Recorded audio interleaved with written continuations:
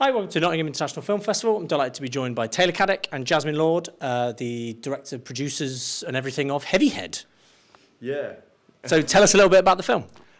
So our film is about a pensioner from Nottingham that is doing his 100th Guinness World Record, and we kind of follow the lead-up events towards it.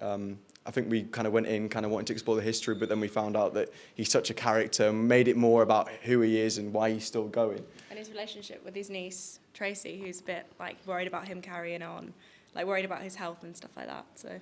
Yeah, and they just have a very comedic relationship that as soon as we kind of really got them two together and we saw how they bounced off each other, we knew as soon as we went to the 27th, which was 27th of March 2022, yeah, over a year ago now, we knew we had to just kind of capture as much as possible kind of those kind of offhand conversations with each other, and I think that's a lot of what we got, we just loved.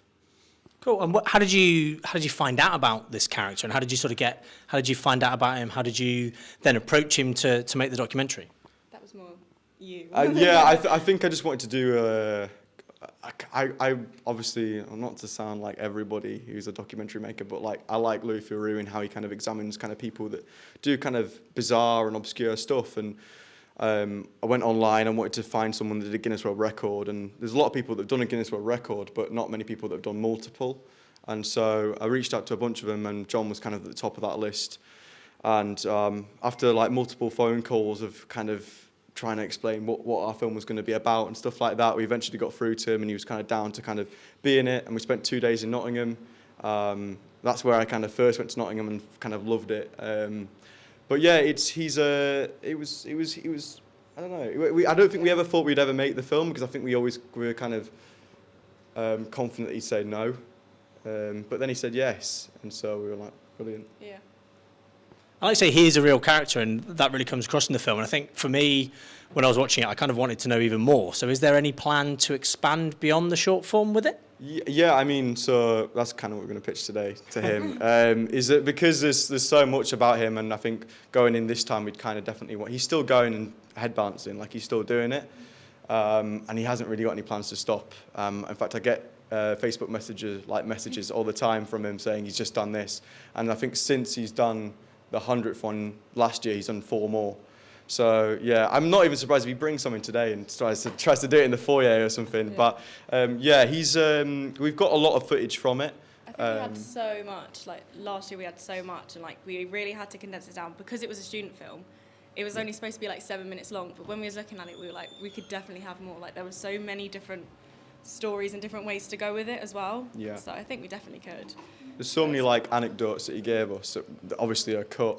I mean, you see a little one that we included at the end as like a little comedic kind of thing to end it. But that's all stuff that he gave us his autobiography that he'd written, self-published.